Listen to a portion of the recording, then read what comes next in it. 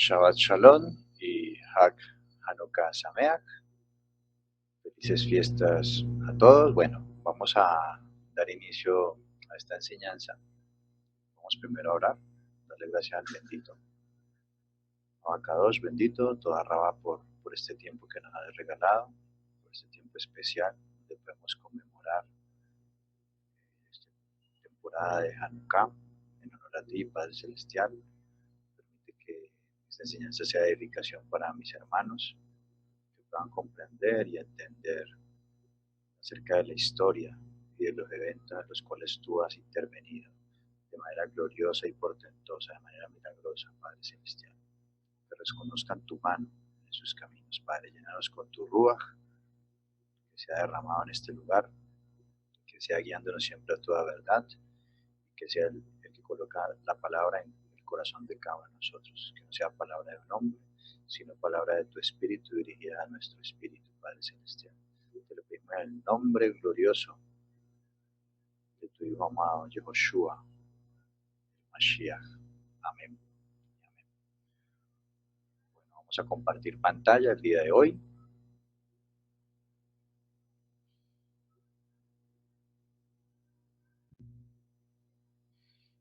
Y bueno, vamos a hacer esta presentación, vamos a hacerlo algunas partes, la mayor parte de manera narrativa. Como yo sé que la mayoría no conoce la historia ni qué estamos celebrando hoy, decidí hacer esta enseñanza de manera narrativa. Me voy a apoyar en algunos textos literarios, como el libro histórico de los Macabeos, también algunos textos explicativos de esta fiesta de la tradición judía, una cartilla de Hanukkah. También vamos a estar utilizando el Talmud, en algunas partes, el Brit Hadashah o Nuevo Testamento, también la Torá y algunas citas de pronto de algunos maestros, de algunas interpretaciones y también las interpretaciones propias. Entonces, sin más, bueno, sumerjámonos en esta historia de Hanukkah, que es la historia de los Macabeos. A medida que vamos avanzando en esta narración, nos vamos a dar cuenta quiénes eran estos personajes. Bueno, para poder hablar inicialmente de ellos, tenemos que hablar un poco de historia previa antes de estos sucesos, el reino de Israel y su división. Inicialmente hubo 3 reyes en Israel: Saúl, luego le sucedió, sucesor fue David, y luego el hijo de David, Salomón.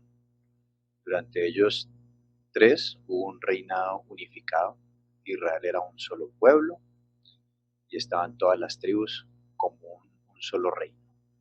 Volvemos aquí al lado izquierdo. Este era todo el territorio de Israel.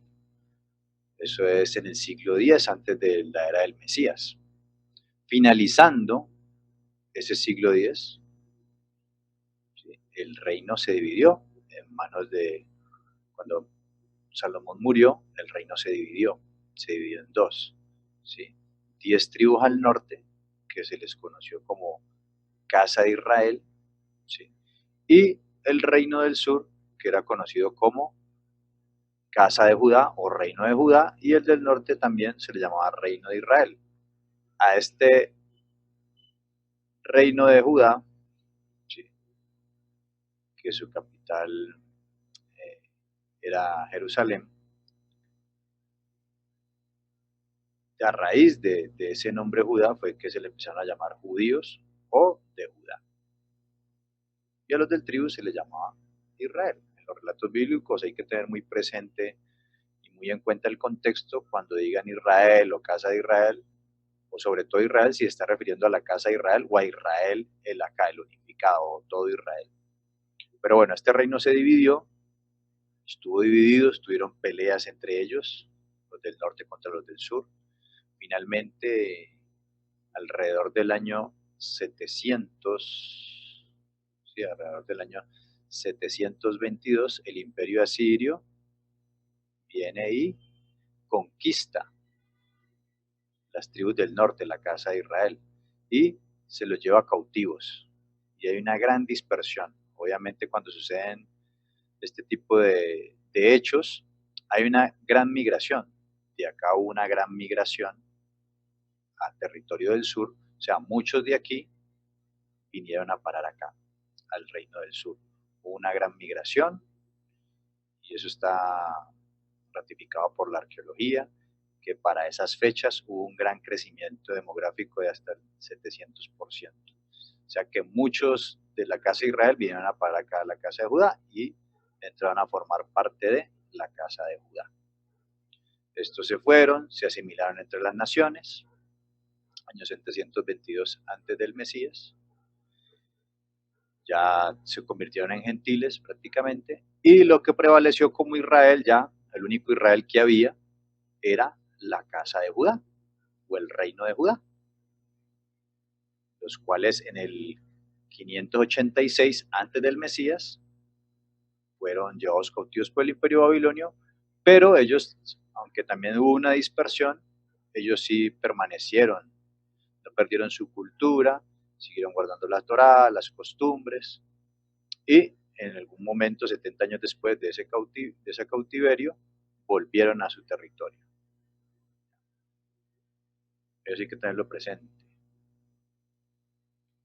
Vamos ahora sí a entrar ya al siglo IV, antes del Mesías, siglo IV, 300, algo, y vamos a empezar con la lectura de Primera de Macabeos, que es el libro por excelencia que nos va a ilustrar y nos va a narrar los hechos históricos que ocurrieron en esa época.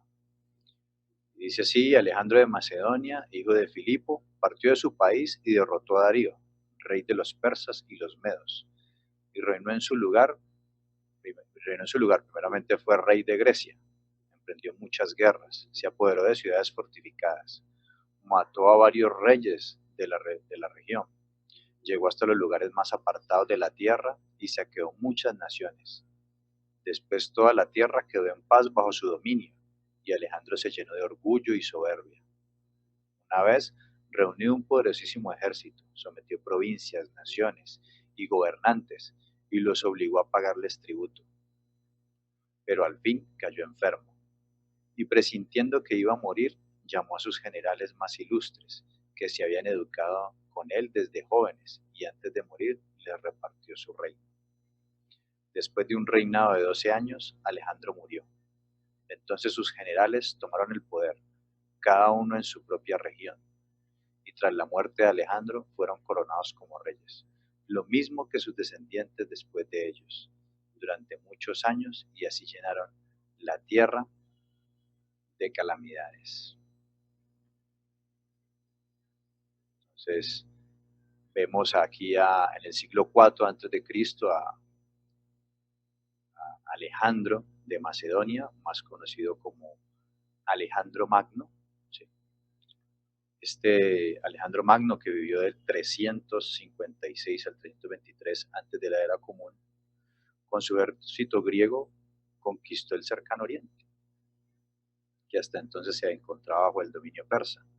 Anexó de esa forma Judea a sus dominios, y el pueblo de Judá, Israel, el Israel que había en ese momento, vio en esta conquista la salvación a todos los sufrimientos que padecía bajo el dominio del imperio persa hasta ese momento. Al respecto, una antigua leyenda, y cuando digo una antigua leyenda es narrativa judía, tradición judía, pero que, bueno, no se sabe si, no se puede corroborar si es cierta o no. Por eso decimos que es una leyenda. Esta leyenda nos cuenta que el pueblo judío salió para recibir a Alejandro Magno con gran entusiasmo, que todos vestían ropas de fiesta, y los coanín, los sacerdotes, con sus ropas sacerdotales en el monte Sofín, se reunieron con Alejandro Magno. Cuando este conquistador vio a los judíos, se reverenció primero ante el Cohen Hagadol, el sumo sacerdote, y luego ante los judíos allí congregados. En aquella ocasión le preguntaron al rey la razón de su comportamiento, y Alejandro Magno respondió: a ese hombre vestido con esa ropa lo vi en un sueño cuando estaba en Macedonia, y supe que Dios me iba a dar la victoria frente a mi enemigo.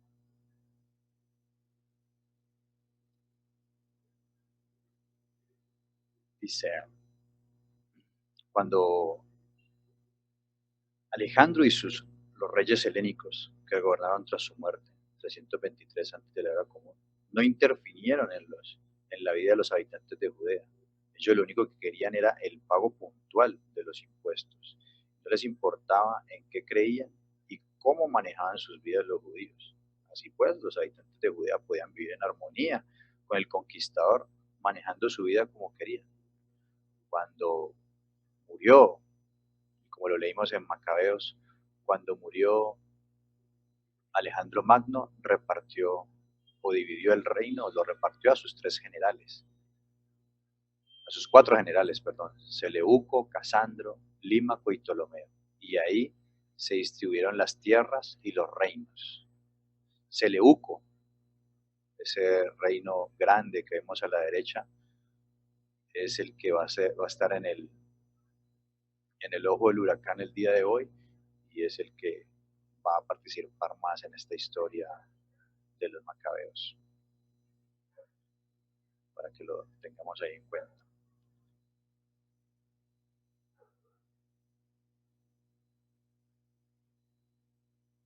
El Cohen, si vamos a seguir leyendo, el Cohen Agadol era el líder espiritual.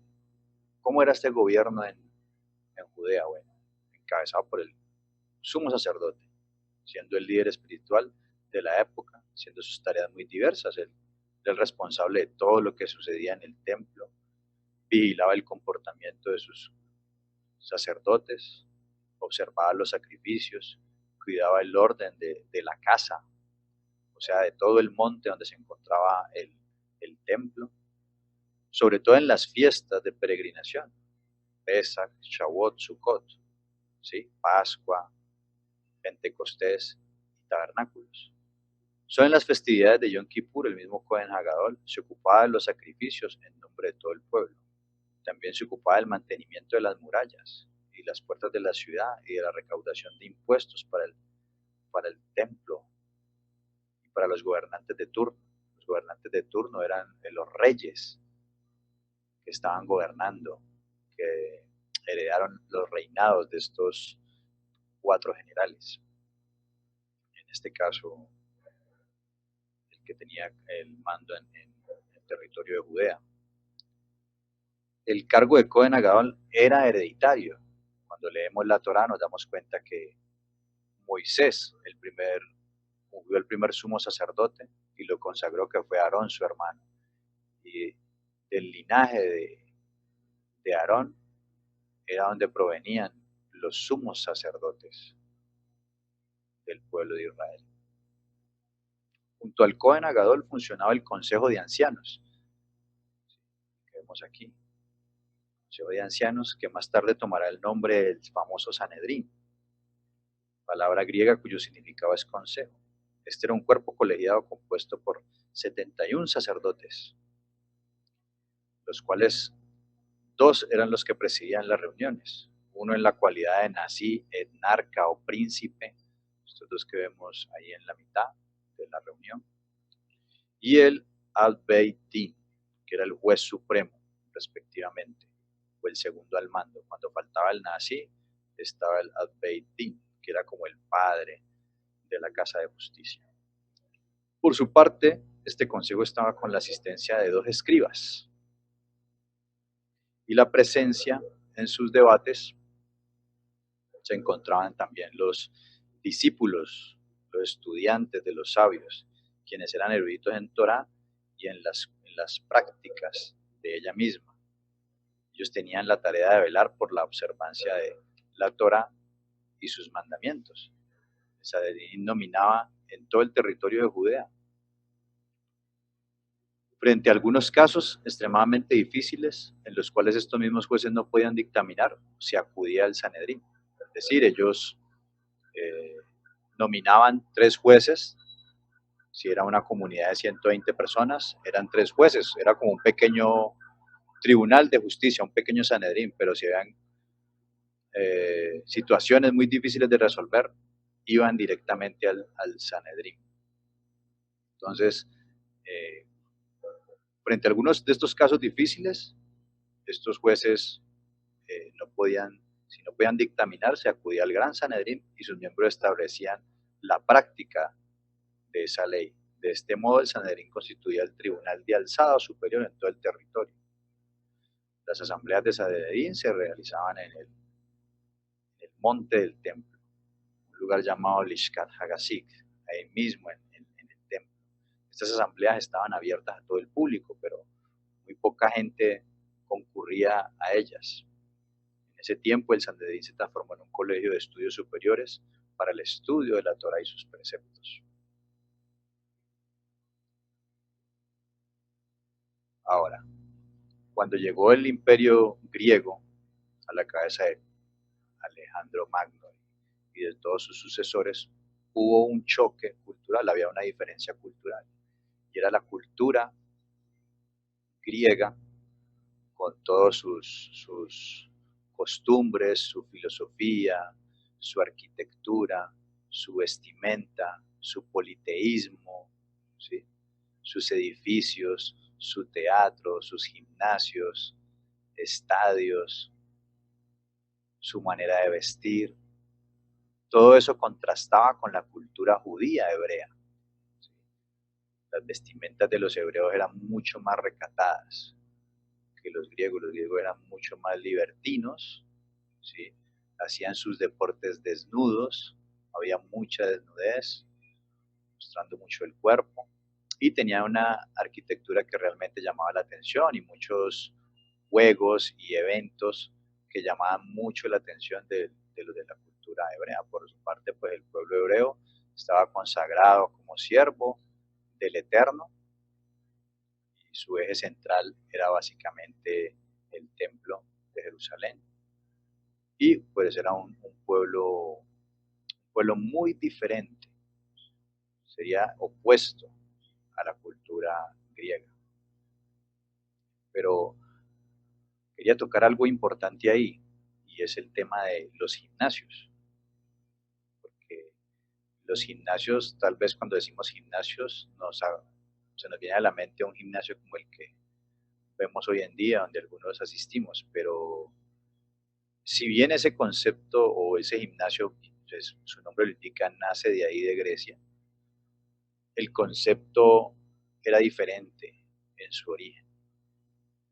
El gimnasio, esa palabra gimnasio se deriva de la palabra gymnos y significa desnudo. Gimnasio es una palabra latina derivada del vocablo griego original que es gimnación, que parece significar el lugar para estar desnudo, el lugar para hacer ejercicio físico. Pero históricamente el gimnasio fue usado para el ejercicio, para el ejercicio físico, también como un baño comunal, había ahí donde bañarse, centro de estudios y un punto de reunión para filósofos. Ahí se daba educación integral, en la que se incluían materias para ejercitar tanto el cuerpo como la mente. El programa había enseñanzas de música, de gramática, lectura, aritmética y obviamente educación física. Mente sana en cuerpo sano. Muchos de estos gimnasios tenían bibliotecas que se podían utilizar después de un baño relajado. Y se practicaban varios deportes como carreras, lanzamiento de discos, salto largo, lucha y también el pugilismo, que es de donde viene el boxeo. El gimnasio fue una sede de escuelas filosóficas y fue aquí donde se formaron las principales tendencias de pensamiento. Todas las ciudades importantes de Grecia tenían su gimnasio, situado en las afueras y junto a algún bosque por lo general. O sea, la cultura griega era muy cautivadora. De hecho, bueno, nosotros somos parte de la cultura griega y herencia de toda esa cultura son pues todos estos lugares, el teatro, el gimnasio, los estadios, eh, la filosofía, todo esto hacía parte de esa cultura que hoy heredamos. En ese momento los deportes se practicaban desnudos, o sea que la desnudez era algo común y diario en la cultura griega, muy distante, muy opuesto de lo que era la cultura breve. Entonces ahí empieza a haber un contraste, ¿no? Un contraste definitivamente. Vemos aquí las imágenes del teatro, el estadio, la arquitectura, ¿sí? Y algunos lugares emblemáticos de los griegos que se caracterizaban por su arquitectura. Y también este es un tipo de gimnasio, ¿sí? Estaban desnudos, practicaban sus deportes, pero a la vez se encontraba ahí, bueno, todo lo que les dije ahora rato de, de escuelas y demás en los gimnasios.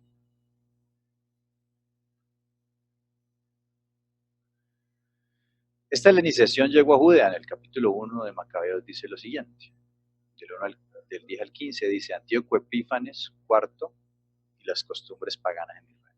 De esa raíz salió un retoño, es decir, de esos 4 generales tuvieron muchos sucesores que no se metieron para nada con Israel, aparte de cobrarles impuestos, pero de esa raíz, versículo 10, salió un retoño, el malvado Antíoco Epífanes, hijo del rey Antíoco, que había estado como rehén en Roma y empezó a reinar el año 137 de la dominación griega. Por aquel tiempo aparecieron en Israel renegados, que engañaron a muchos diciéndoles: hagamos una alianza con las naciones que nos rodean, porque desde que nos separamos de ellas nos han venido muchas calamidades. Estos renegados eran del pueblo de Israel, que ya se estaban enamorando de la cultura griega. Versículo 12, a algunos del pueblo les gustó esto y se animaron a ir al rey, y éste les dio autorización para seguir las costumbres paganas. Construyeron un gimnasio en Jerusalén, como acostumbraban los paganos. Se hicieron operaciones para ocultar la circuncisión, que entre otras cosas se llama epispasmo. Renegando así del pacto sagrado, se unieron a los paganos y se vendieron a practicar el mal. Esa helenización llegó definitivamente a Judea. Los habitantes de Judea vivían bajo las normas de la Torá. La mayoría de judíos de esa época eran campesinos que vivían en granjas y no tenían contacto con extranjeros y no conocían esa cultura griega. Pero ¿quiénes fueron los primeros que cayeron bajo la influencia de esa cultura griega? Los primeros en helenizarse venían de los estratos sociales más altos de Jerusalén. Algunos de ellos eran comerciantes que vivían en distintas ciudades fuera de Judea, donde el idioma que hablaban con los comerciantes era el griego, pues en esta época era el idioma universal. En estas ciudades los comerciantes judíos veían espectáculos que no tenían en Judea: representaciones teatrales, competencias deportivas, edificios hermosos y otras tantas cosas que les causaban gran impacto a estos comerciantes de Jerusalén. Cuando ellos regresaban a Judea, pedían las mismas cosas que veían afuera y que los habían deslumbrado. Es por esta razón que se les comienza a llamar Midianim, que son aquellos judíos helenizados, personas que querían parecerse a los griegos.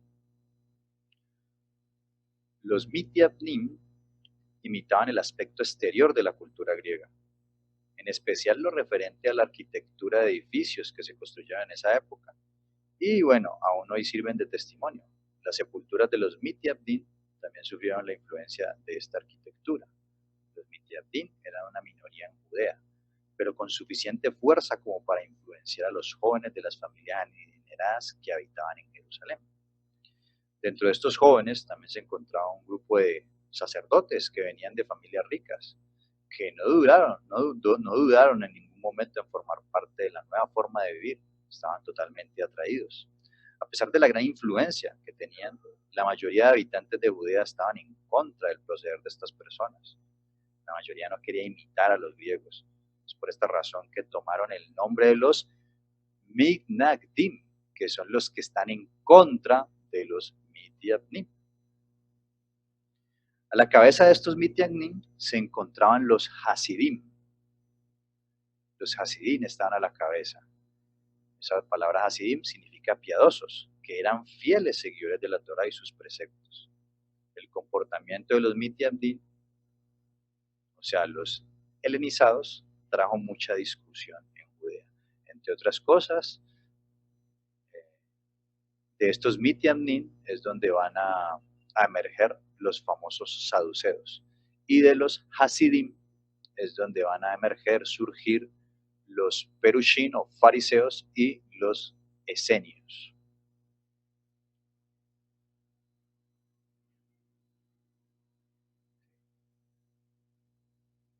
Ya después, en el siglo III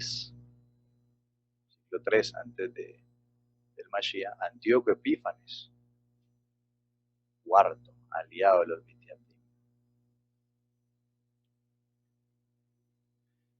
Durante muchos años no se entrometieron los reyes extranjeros en las peleas de los Midiatín y los Hasidim. Entraban en peleas en Judea. Pero esto cambió cuando asume el gobierno Antíoco IV Epífanes, cuando heredó de su padre un imperio gigante.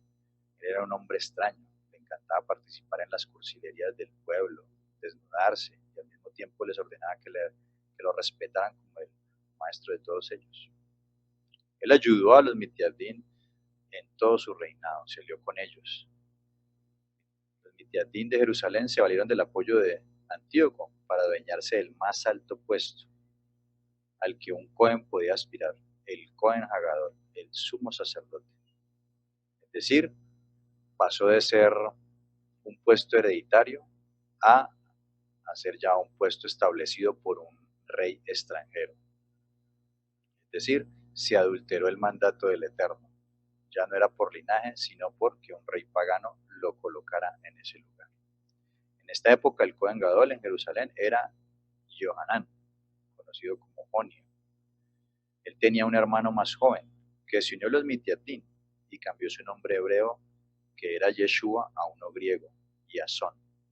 Los Mitiatín fueron donde Antíoco y le pidieron que designara a Yasón como Cohen Gadol en lugar de su hermano. Ellos le prometieron al rey una suma importante de dinero cuando el rey cumpla con el pedido. El rey Antíoco accedió al pedido de los Mitiatín y designó a Yasón como Cohen Gadol, destituyendo a Johanán del puesto que había heredado de su padre por ser el primogénito. Eso se heredaba de primogénito a primogénito. Si bien eran hermanos, pero el primogénito era el que tenía el derecho y la herencia de ser el sumo sacerdote. Esta se constituyó en la primera vez que en la historia del pueblo de Israel el puesto de Cohen Gadol se ha vendido. Y la primera vez que un rey extranjero interfiere en la designación del Cohen Gadol, los sumo sacerdote de Jerusalén. Y Yasón, el nuevo Cohen, sumo sacerdote, se apresuró en solicitar permiso de Antíoco para edificar una polis, una ciudad griega, cuyo nombre sería Antioquía, y construir un teatro, un hipódromo y un estadio de deportes, pues estos edificios eran de suma importancia para los mitiandín, los helenizados. En toda ciudad griega o helenizada existían edificios públicos que eran típicos, un santuario para los dioses, teatro y demás.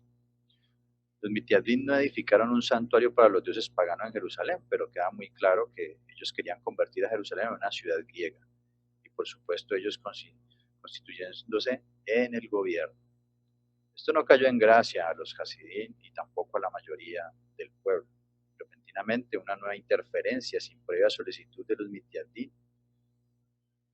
Antíocos nuevamente designa un nuevo Cohen, pero esta vez no era de la casta de los Coanim, sino de Israel común. Es decir, Antíoco traicionó a los Mitiandim y colocó a un israelita regular, que no era ni de la tribu de Leví ni descendiente de Aarón, como sumo sacerdote. Su nombre era Menelaos. Era el elegido que casualmente un administrador más de los intereses del rey. Nuevamente el dinero fue el causante de la destitución de Yasón a raíz de que el propio Menelaos le ofreciera al rey el doble de lo que previamente le había recibido de manos de Yasón. Menelao llegó a Jerusalén custodiado por soldados griegos, paganos, que adoraban dioses, y esta nunca antes se había sucedido. Estos acontecimientos trajeron tensión sobre Jerusalén y llevó una revuelta en contra de Menelaos. A la cabeza de la revuelta se encontraban los Hasidín y la mayoría del pueblo los apoyó incondicionalmente. Nuevamente aparece Antíocos con su ejército, que entra en la ciudad para salvar a Menelaos, por orden del rey, siendo nuevamente designado como Cohen Hagadol de Jerusalén, delante de los Hasidim.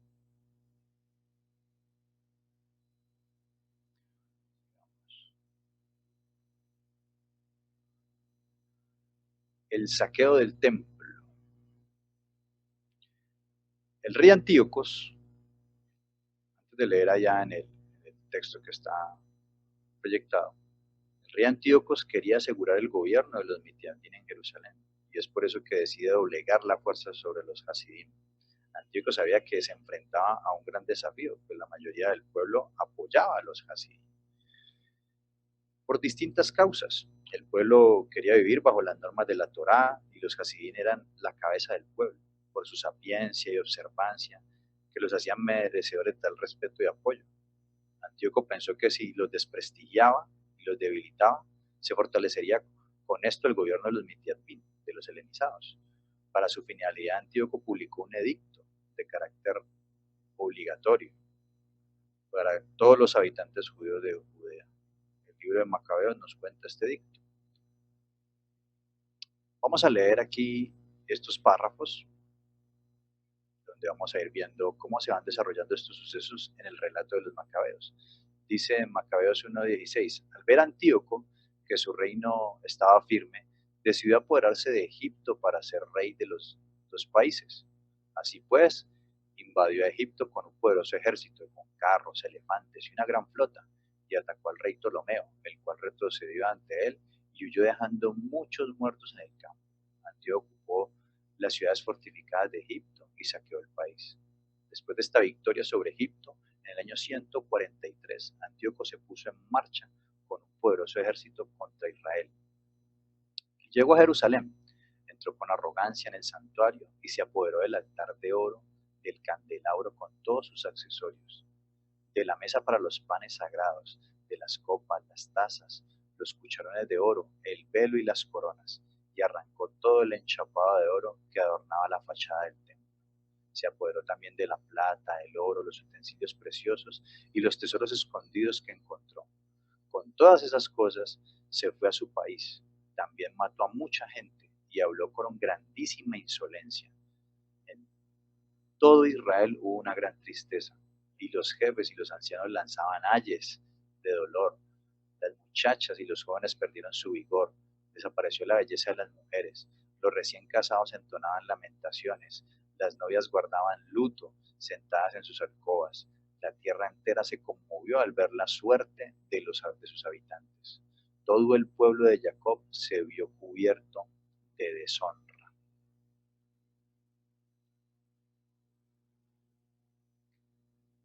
Dos años más tarde, el rey envió a las ciudades de Judea a un funcionario encargado de cobrar los impuestos, el cual llegó a Jerusalén con un poderoso ejército. Con intención de engañar a los habitantes les habló en son de paz, y ellos le creyeron, pero de repente se lanzó sobre la ciudad, descargó contra ella un terrible golpe matando a muchos israelitas, y después de saquearla, la incendió y destruyó las casas y la muralla que la rodeaba. Sus hombres se llevaron cautivos a las mujeres y a los niños y se apoderaron del ganado. Alrededor de la ciudad de David construyeron una muralla alta y fuerte, con torres fortificadas, y la convirtieron en ciudadela. Pusieron en ella a paganos impíos y a judíos renegados, o sea, los mitiandín, los helenizados, que se fortificaron allí. Almacenaron armas y provisiones, guardaron allí las cosas que habían robado en Jerusalén y se pusieron al acecho, un peligro para el santuario y una constante amenaza para Israel. Derramaron sangre inocente alrededor del santuario y lo profanaron. Por temor a ellos, huyeron los habitantes de Jerusalén. La ciudad se convirtió en residencia de extranjeros. Sus propios hijos llegaron a ser extraños en ella y tuvieron que abandonarla. El templo quedó en ruinas y desierto. Las fiestas se volvieron días de tristeza. Los Shabbats fueron causa de vergüenza y el honor de la ciudad se convirtió en ignominia. Como fue de grande su gloria, así de grande fue su humillación. Su altivez quedó convertida en tristeza. El decreto de Antíoco, ¿qué fue lo que decretó Antíoco? Antíoco decreta en contra de la Torah y las costumbres. Macabeos 1:41 dice, el rey publicó entonces en todo su reino un decreto que ordenaba a todos formar un solo pueblo, es decir, una sola cultura. Todas las demás naciones obedecieron la orden del rey.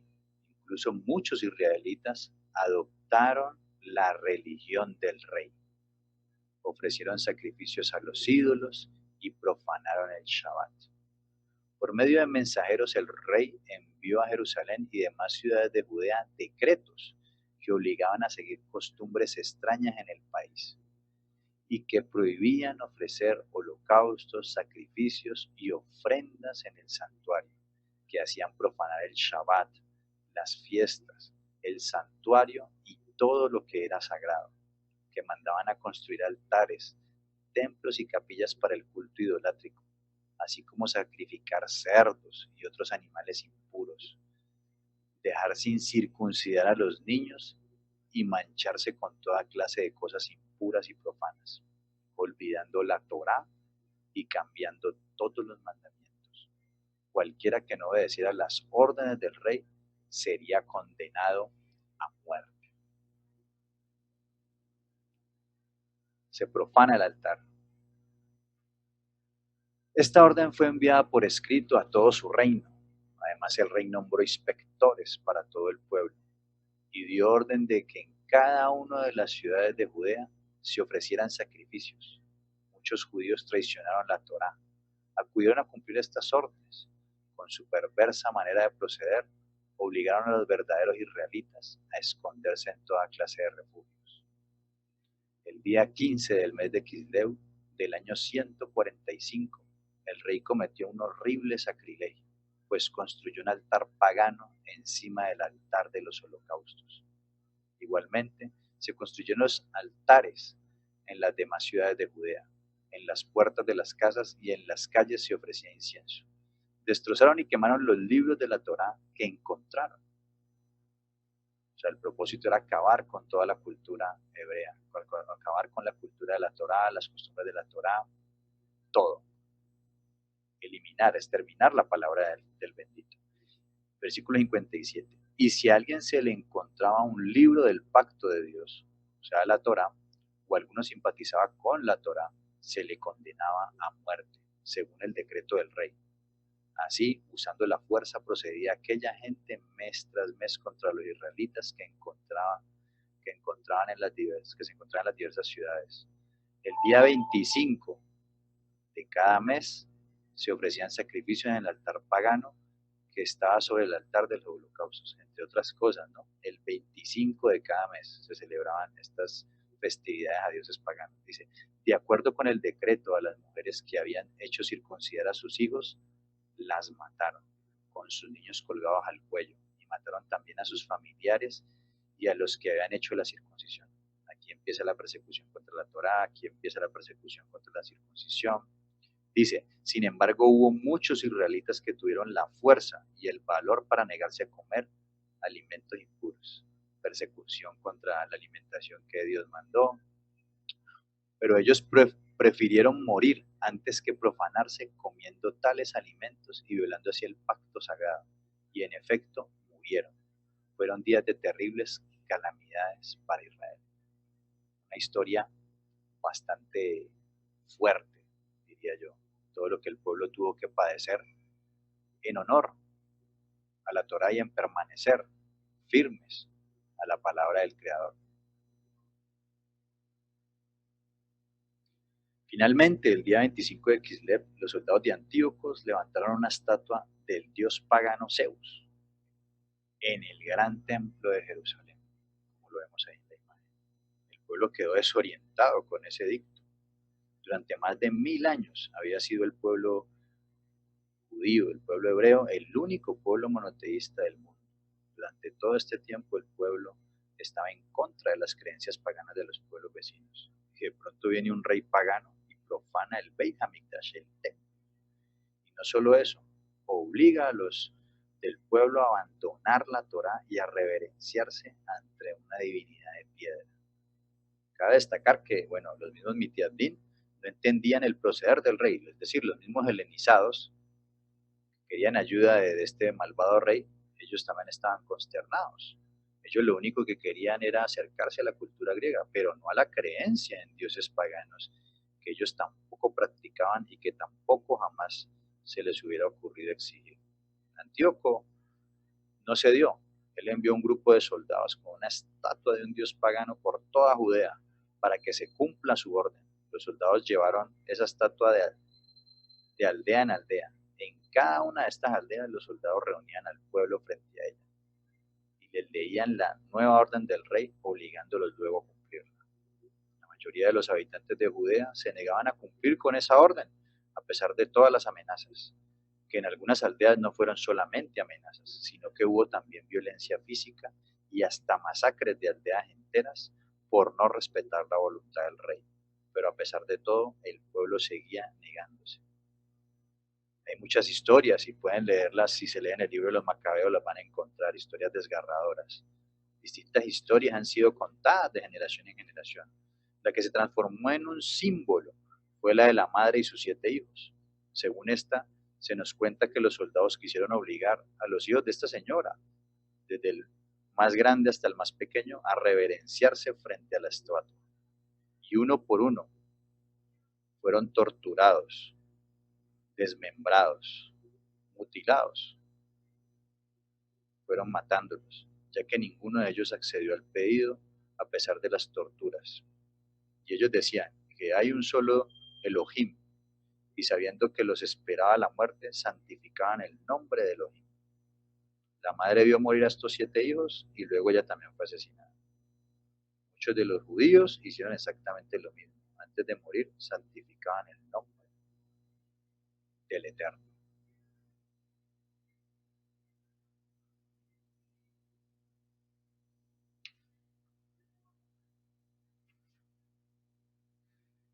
La señal, estalla la rebelión. La señal de la rebelión fue dada en Modiim. Modiim era una pequeña aldea, vecina de una de las colinas occidentales de los montes de Judea. En un principio los soldados de Antíoco no habían llegado a esta aldea, pero un buen día también se presentaban allí. Cuando los soldados se aproximaban, suponían que todo iba a ocurrir de la misma manera como ocurría en las otras aldeas sin ningún problema. La pequeña aldea se veía silenciosa, rodeada de campos, viñedos y árboles frutales. La mayoría de los habitantes se encontraban en sus hogares y los soldados del rey entraron sin ningún tipo de oposición. Comenzaron los soldados a hacer lo acostumbrado en cada aldea. Llegaron al centro de la misma, colocaron la estatua del dios pagano y luego ordenaron a los habitantes del lugar reunirse frente a aquella divinidad. Cuando todos ya estaban allí juntos, uno de los comandantes le ordenó arrodillarse frente a la estatua, tal y como Antíoco había ordenado. Ninguno se movió. El comandante, viendo lo que sucedía, se aproximó a Matatías, o Matitiahu, el cohen más anciano de Modiim, y le leyó en voz alta.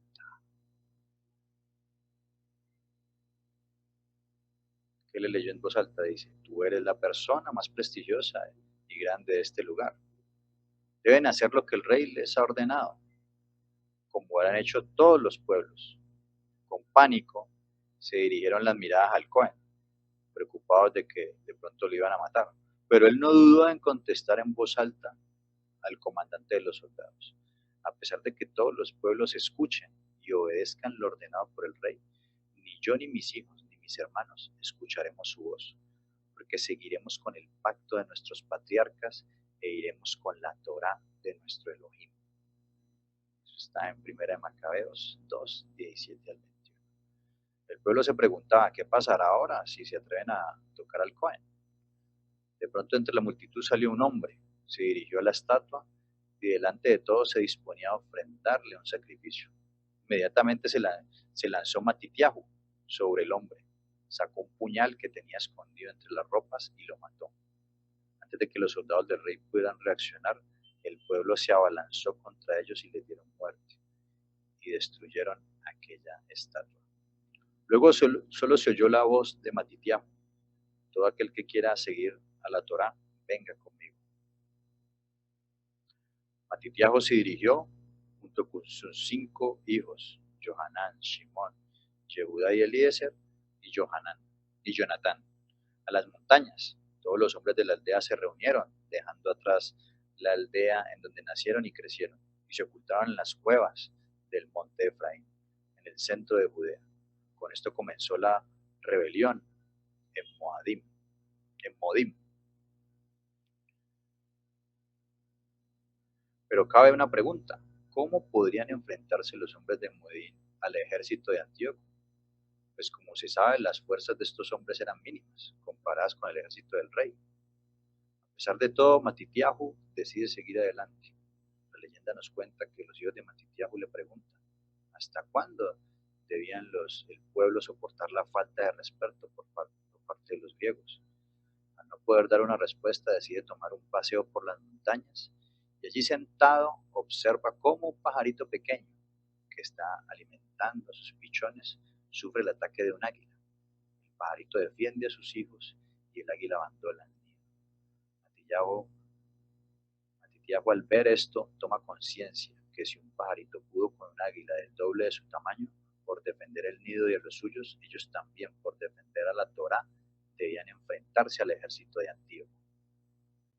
Empieza la rebelión de los macabeos. Yehudá Maccabi, líder de los rebeldes. Matitiahu llevó a las cuevas de los alrededores a los habitantes de Modim, pero la vida en las cuevas lo debilitó y se dio cuenta que su muerte estaba próxima.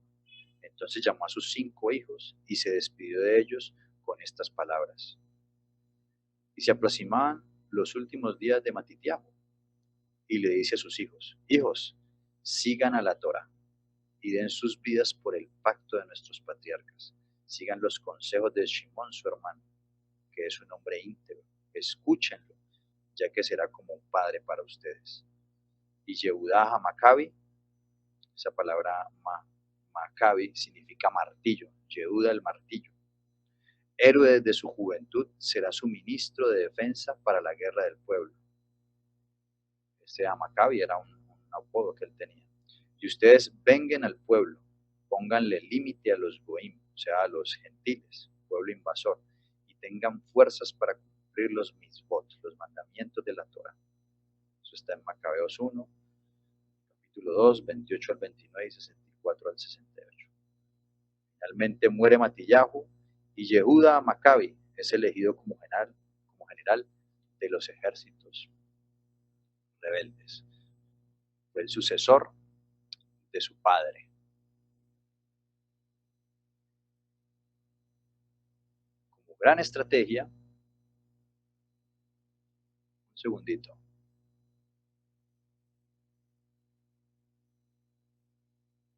Como gran estrategia, el estratega que era Yehuda sabía que no iba a poder vencer el ejército de Antíocos, claramente. Un enfrentamiento en pleno día. Es por eso que decide actuar por las noches. Por las mañanas permanecían ocultos en las cuevas y por las noches salían y actuaban. Por las noches ellos iban de aldea en aldea y en cada una interferían en contra del edicto del rey. Destruían todas sus estatuas, volvían a circuncidar los niños y alentaban a todos los habitantes a no tener miedo y a seguir firmemente la Torá. Cuando los soldados de Yehuda se encontraban con soldados del rey, los mataban y se quedaban con las armas. Los soldados del rey no podían con Yehudá Maccabi y sus hombres. Por las mañanas Yehudá y su gente se mantenían ocultos y los soldados del rey gobernaban, pero por las noches Yehudá Maccabi era el que gobernaba y los soldados del rey se resguardaban. Un día Yehudá se entera que el comandante de Antíocos, Apolonio, iba a trasladar un regimiento de soldados desde Samaria a Jerusalén. En ese preciso momento decide atacar a ese regimiento de soldados en pleno día durante ese traslado. Como Yehudá conocía el camino a Samaria, a Jerusalén, los interceptó y empezó a atacarlos. ¿Sí? Lentamente todos los soldados se dirigieron a la llanura, los soldados de Antíoco, de Apolonio, del comandante Apolonio, sin tener ni la más mínima sospecha de que se encontraban escondidos en ese camino. Yehudá Maccabi entonces dio la señal para que sus hombres lo ataquen. Inmediatamente salieron sus hombres de sus escondites, comenzaron a lanzarles a los soldados flechas que ellos mismos habían elaborado, y piedras y demás. Los soldados quedaron muy asustados y no alcanzaron a tomar sus armas para defenderse. Muchos fueron heridos. Los rebeldes de Yehuda se infiltraron en las filas de los soldados que estaban desorientados. De repente se escuchó una voz: Apolonio está muerto. Nuestro comandante está muerto. Los soldados del rey estaban atemorizados y en pocos segundos se convirtieron los soldados en hombres totalmente descontrolados. Muchos huyeron lanzando sus armas en el camino para aligerar su vida. Otros fueron heridos. Era la primera vez que se atacaba un contingente completo de soldados del rey, y por la mañana. Y gracias a este ataque pudieron acceder a armas más sofisticadas que utilizarían luego en otras batallas. El triunfo de Yehuda Maccabi despertó la ira de Antíoco, que no estaba dispuesto a cancelar su edicto, que llevó a Judea en su levantamiento. En su lugar envió más tropas para redimir todas las fuerzas de los habitantes de Judea que se negaban a cumplir este edicto. Para lograr su objetivo, envió a Israel un gran ejército comandado por el triunfante general Georgias en el 164 antes del Mesías. En el libro de los Macabeos se relata, en la capítulo 3, en 1 Macabeos capítulo 3, del 34 al 36, cortar desde la raíz y exterminar a Israel y borrar cualquier rastro de ellos en el lugar, y para que nadie los recuerde, asentar gente extranjera en todas las fronteras y repartirse por medio de sorteo la tierra conquistada. Georgias entró a Judea a la cabeza de un ejército compuesto por 20.000 soldados y 5.000 hombres de caballería. Condujo su ejército hasta Emaús, que se encuentra en el valle de Ayalón, y allí levantó su campamento. El ejército de Georgias provocaba pánico en el ejército de Yehuda Maccabi, que solamente eran 3.000, que contaban solo con las armas que le habían quitado al ejército que habían derrotado anteriormente. ¿Qué podían hacer los hombres de Yehuda frente a este gran ejército? Yehuda Maccabi decide alentar a sus combatientes. Mandó a pedir una Torá y reunió a todos sus hombres a su alrededor. Y allí mismo todos sus hombres hicieron tefilá, oración, y pidieron a Elohim su protección frente a sus enemigos. Luego de la oración, Yehuda les dijo, Primera de Macabeos capítulo 3, 58 al 60, cojan fuerzas y conviértanse en héroes, para poder luchar con certeza contra los gentiles que se juntaron para exterminarnos, porque es bueno para nosotros morir en una guerra a la vista de nuestro pueblo y de nuestro santificador, y cuando sea la voluntad del cielo, que así sea. Esta oración y las palabras de Yehuda les devolvieron a los rebeldes algo de confianza, más confianza, pero aún no sabían cómo iban a poder vencer a este gran ejército. Mientras tanto, Georgias y su ejército se encontraban en su campamento al lado de Emaús. Yehuda Maccabi decide levantar su campamento en Mitzpe, en la cima de la montaña. Finalmente llegó el momento y Georgias decide comenzar con la batalla. Georgias abandona su campamento por la noche y se lleva un cuarto de sus soldados hacia el campamento de Yehuda. Su intención era atacar por sorpresa a Yehuda en la noche. Pero Yehuda se entera de esta maniobra de Georgias. Inmediatamente reúne hombres, abandona su campamento en Mizpe y se dirigió a Emaús. Y así en el momento que los soldados de Georgias iban camino a Mizpe, Yehuda iba camino a Emaús. En penumbras llega Yehuda y sus hombres al límite del campamento de Georgias, al lado de Emaús. Nadie los oyó llegar y nadie imaginó su llegada. Cuando amaneció, Yehuda y sus hombres atacaban el campamento griego. Los soldados sorprendidos y Georgias no se encontraban allí. Los soldados aterrados se fugaron del campamento. Ese día fueron muertos alrededor de unos 3.000 soldados del rey y grandes cantidades de armas pasaron a manos de Yehuda y sus hombres. Y cuando regresó Georgias con sus hombres al campamento, luego de su difícil travesía en las montañas, los soldados se sumaron a la fuga. Así Yehuda Maccabi y sus 3.000 soldados vencidos al ejército de Antíoco. Luego de esta batalla, Yehuda Maccabi llevó a sus hombres a Jerusalén.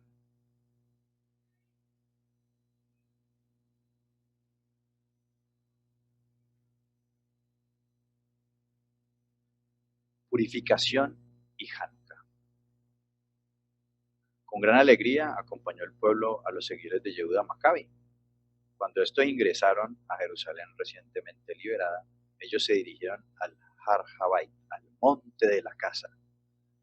Así era un nombre también que se le asignaba al templo, donde estaba el templo Beit Hamikdash, el monte de la casa del monte, y ahí se encontraba el templo. Pero esa alegría duró muy poco, pues al llegar al templo encontraron. ¿Qué encontraron allí? Dice, y cuando vieron el Mikdash en ruinas y el altar profanado y los portones quemados,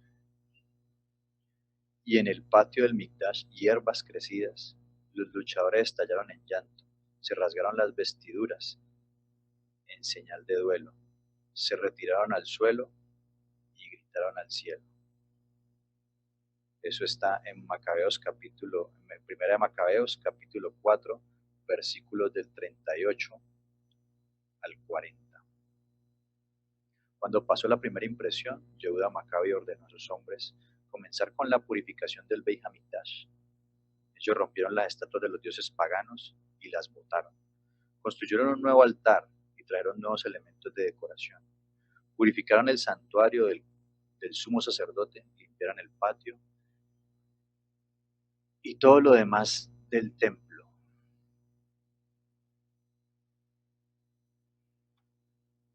Hanukkah Mizbeach. ¿Cómo podemos traducir Hanukkah Mizbeach? Dedicación del altar o instrucción o doctrina del altar. Y ya vamos a ver por qué. El día 25 de Kislev, el mismo día, pero 3 años después que los soldados de Antíocos profanasen el Beit Hamikdash, o sea, el templo en el 164 antes del Mesías, se renovaron en él la ofrenda de sacrificios, según consta en el libro de los Macabeos. Vamos a leer el libro de Macabeos, ya lo vamos a... Libro de Macabeos, capítulo 4,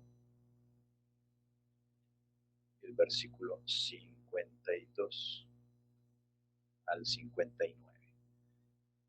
Dice, el día 25 del noveno mes, es decir, el mes llamado Kisleu, del año 148, se levantaron muy temprano y ofrecieron de acuerdo con la Torá un sacrificio sobre el nuevo altar de los holocaustos que habían construido. En el aniversario del día en que los paganos habían profanado el altar, en aquel mismo día, lo consagraron con cantos y música de cítaras, arpas y platillos. Todo el pueblo cayó de rodillas y se inclinó hasta el suelo para adorar a Dios y darle gracias por el éxito que les había concedido. Durante 8 días celebraron la consagración, dedicación del altar y ofrecieron con alegría holocaustos y sacrificios de reconciliación y de acción de gracias. Ahí cuando dice durante 8 días celebraron la Hanukkah del altar. Versículo 57 dice, adornaron la fachada del santuario con coronas de oro y escudos decorativos, repararon las entradas y las habitaciones y pusieron puertas. Hubo gran alegría en el pueblo porque se veían libres de la humillación que les habían causado los paganos.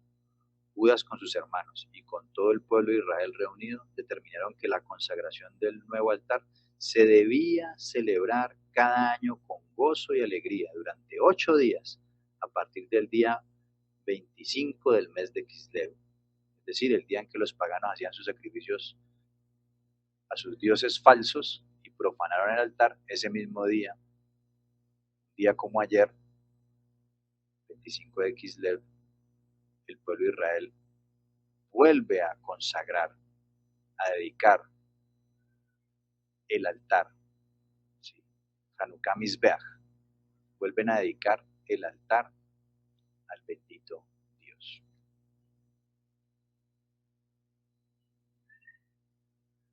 Esa palabra Hanukkah, que traduje en la página anterior como dedicación y doctrina del altar, la palabra en el diccionario Strong, la palabra hebrea, y se traduce, dice que viene de, su raíz es la 2596, y bueno, es iniciación, es decir, consagración, dedicación, pero su raíz primaria, ¿sí?, que es la palabra Hanaj, 2596 de Strong, ¿sí?, significa estrechar, figurativamente iniciar o disciplinar. Ojo con esto, adiestrado, dedicar, estrenar e instruir. Es decir, que esa palabra Hanukkah no solamente tiene que ver con consagración, con iniciación, con dedicación, sino que también tiene que ver con disciplina, con adiestramiento y con instrucción, con instruir. Por lo tanto, bueno, esa palabra tiene que ver con una instrucción, con una doctrina, porque ya vamos a ver que era una doctrina y una instrucción la del altar. ¿Sí? El altar se dedicaba con lo que llamamos korbanot, que se traduce como ofrendas. Miremos en números, vamos aquí vamos a mirar acá en números 7, del 10 al 11.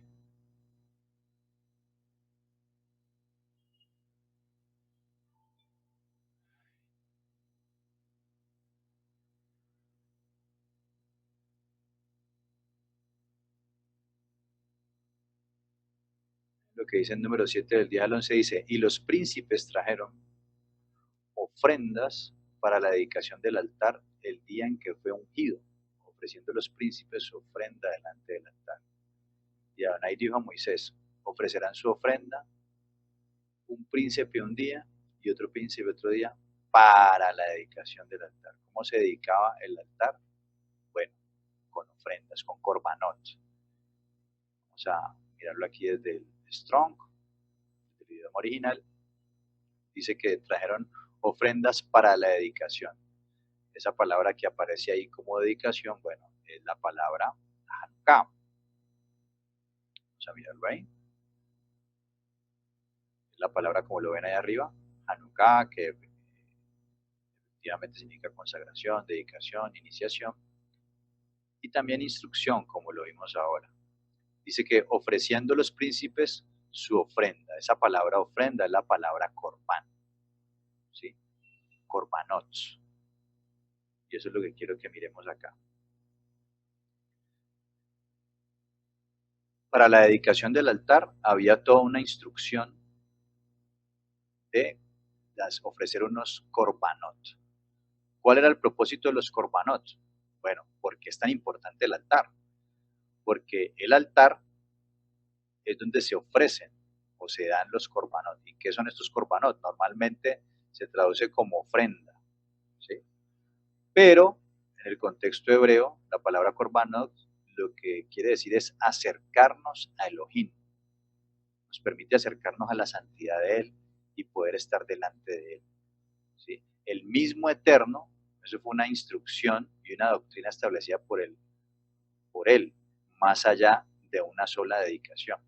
El Eterno fue el que dio esas órdenes o esas instrucciones, ¿sí?, al pueblo. Le dice, aconteció que cuando Moisés hubo acabado de levantar el tabernáculo, bueno, le da la instrucción, versículo 4, y hablaron a Moisés diciendo, tómalos de ellos y serán para el servicio del tabernáculo. Empieza a dar las instrucciones de lo que deben hacer. Y como dice en el versículo 11, y Adonai dijo a Moisés, ofrecerán su ofrenda, un príncipe un día, otro príncipe otro día, para la dedicación del altar. Esa dedicación del altar tiene que ver con, o está íntimamente relacionada con los korbanot. Los korbanot, como lo hemos venido diciendo, los estableció el Eterno. Eso no lo inventaron los hombres. Fue la manera en que el Eterno les permitía a ellos, de alguna manera, purificarse y alcanzar un nivel de santidad para estar delante de la presencia del Eterno. ¿Sí? Los hombres eran pecadores, ¿sí? El Eterno es santo, tiene un nivel de santidad, el hombre es pecador. Allá en Edén fueron separados por el pecado. Luego el Eterno quiere habitar nuevamente con el ser humano y por eso establece un sistema para poder morar en medio de su pueblo. Establece el templo y establece un sistema y una doctrina de sacrificios, porque el sacrificio, ¿sí?, el sacrificio y la manipulación de la sangre y toda la instrucción que hay con el tema sacrificial de los corbanots es lo que va a permitir que te puedas presentar delante del Eterno. Y ese Corbanot, ya hoy en día viéndolo de manera profética, ya después del Mesías, podemos ver que Yeshua pues es nuestro Corbanot.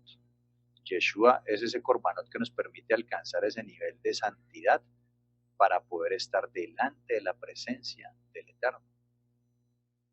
¿Sí? No es por nuestras buenas obras, nosotros vamos a cometer errores, vamos a equivocarnos, pero el sacrificio del Mesías dice que ese Corbán que es Mashiach, Yehoshua, su sangre nos limpia de pecado y el Eterno nos ve santos, nos ve justos delante de él. Por eso podremos entrar delante de la presencia de él. Es decir, que de alguna manera esta dedicación, porque fue una dedicación no solamente del altar, sino del templo. Y recuerden que Yeshua dijo, los apóstoles estaban con él y le empezaron a mostrar los edificios del templo. Mira qué grandes edificios. Y él les dice, les digo que no quedarás piedra sobre piedra. Y en otra ocasión les dice, destruyan el templo que en 3 días yo lo levantaré. Y ese templo se refería a él. Nosotros ya entendemos que el templo, Yeshua representaba el templo, el Cohen Agadol representaba el altar, representaba el sacrificio. Yeshua es ese Corbán que nos permite, o sea, la doctrina del altar, todo ese sistema sacrificial y todo ese dogma del templo, lo condensamos en Yehoshua, el Mesías. Es decir, a través de esa celebración de Hanukkah podemos ver a Mashiach. ¿Sí? El apóstol Shaul dice que nosotros somos un Har Habait, una casa. ¿Sí? Nosotros, cada uno, ya ahorita no hay templo, el templo fue destruido, pero cada uno de nosotros es una casa, es un templo que durante mucho tiempo fue profanado, fue consagrado y se ofrecieron sacrificios a dioses paganos. Pero este es el momento y en esta celebración de recordarnos que debemos purificar esta casa que fue profanada, purificar nuestro altar, embellecer este templo, purificarlo y presentarlo y dedicarlo al Eterno. Por eso dice Shaul, presentad vuestros cuerpos en sacrificio vivo, santo, que es vuestro verdadero culto. Es decir, la fiesta de Hanukkah nos deja una enseñanza muy bonita. Y es que debemos, en cada celebración de Hanukkah, volver a rededicar nuestro cuerpo, nuestra alma, nuestra vida al Eterno. Como un templo, como un altar de sacrificios. Porque finalmente nosotros debemos, al igual que el pueblo, permanecer firmes, como los Hasidim, como los que permanecieron firmes a la Torá. Y tenemos este ejemplo histórico de que hubo persecución. Bueno, y siempre ha habido persecución con el pueblo hebreo, pero este es un ejemplo, y en esta celebración lo recordamos, donde fueron perseguidos por guardar los principios de la Torá, por circuncidarse, por comer limpio, por no adorar imágenes ni dioses falsos. Es decir, en este tiempo, que creería yo que no estamos muy lejos de que haya una persecución también por guardar la Torá y las costumbres de la Torá. Cada vez nos acercamos más a ello. Es bonito recordar estas palabras, como lo hacía Yehuda Maccabi con los del pueblo, para cobrar ánimo y fuerzas de que no estamos solos, de que a pesar de que somos pocos, somos los muchos, y que así como tuvo la visión, como cuenta la leyenda de Matitiahu, que así como un pequeño pajarito pudo defender su nido contra un águila, así nosotros podemos defender nuestras costumbres, nuestras leyes el día de hoy. Ahora, Yeshua, el Mesías, también celebró Hanukkah. Allá en Juan 10, 22 al 23, es lo que dice.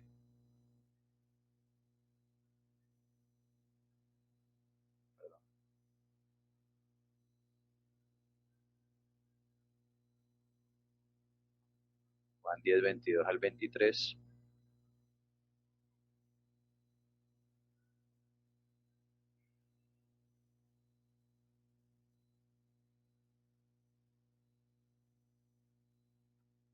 Juan 10, 22 al 22 dice, celebrase en Jerusalén la fiesta de la dedicación, Hanukkah, era invierno, y Yeshua andaba en el templo por el pórtico de Salomón. Es decir, Yeshua en invierno, en estas temporadas, sí celebraba, pero no era Navidad.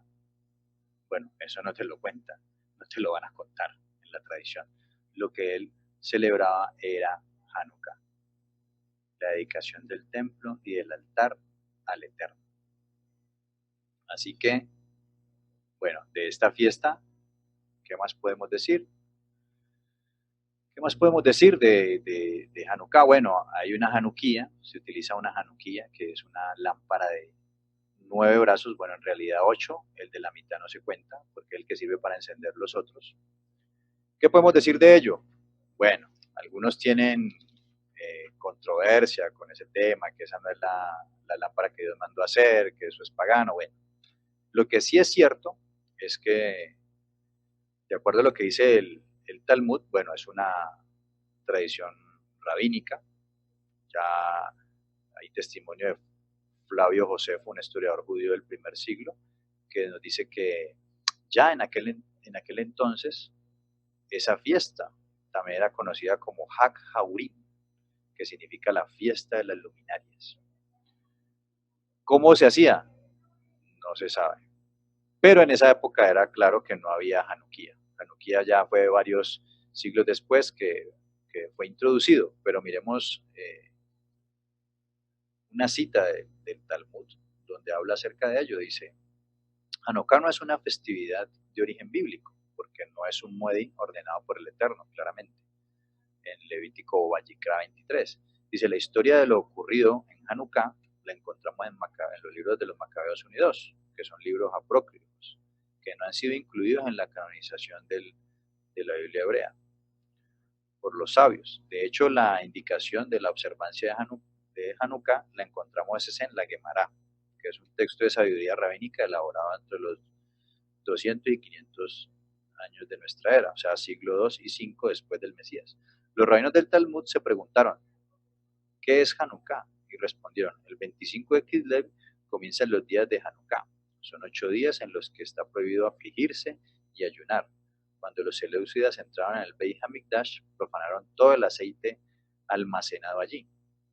Luego que los asmoneos establecieron su poderío, buscaron y encontraron una vasija de aceite con el sello del Cohen Gadol intacto, o sea, del sumo sacerdote.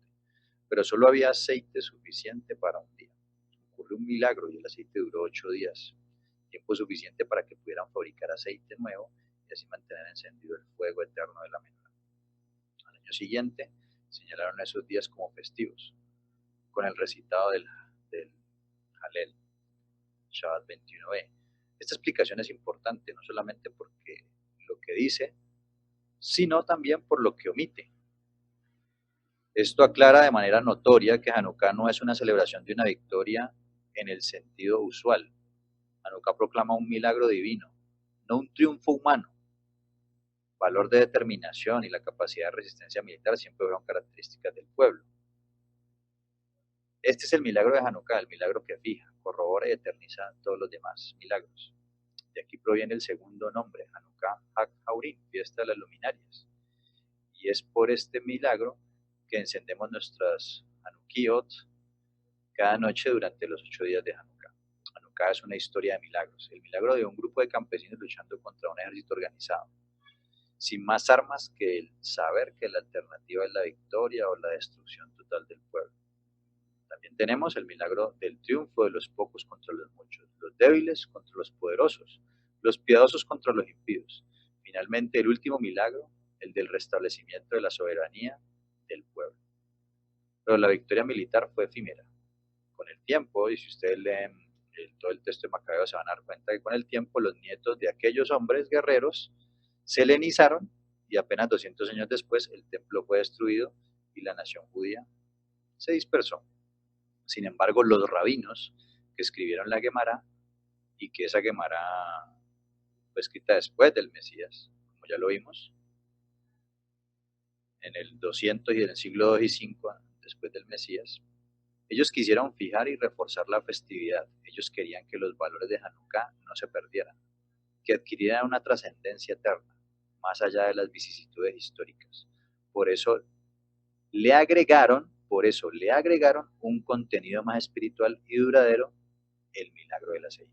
Es decir, el milagro del aceite pues es una historia para embellecer la celebración de Hanukkah, porque pues no les parece bien a ellos celebrar un triunfo donde hubo muchas muertes, pero quisieron embellecer la festividad y digamos que se centrara en el milagro. No en el milagro, no tanto en el milagro de que, bueno, sí, pues que el milagro que Dios hizo, que fue el real, que Dios a unos pocos los ayudó a vencer a los muchos.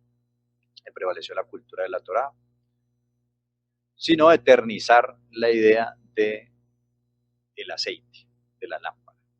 El Eterno ordenó que la lámpara debía estar encendida siempre, pero la lámpara no se encendía como se enciende la menorá, que la menorá la encienden el primer día, encienden, esta luz siempre está prendida y esta es la que prende las demás. El primer día se prende esta y una. El segundo día esta y estas dos. El tercer día esa y esas tres y luego así y así sucesivamente los 8 días. La menorá tenía que estar prendida todos los días.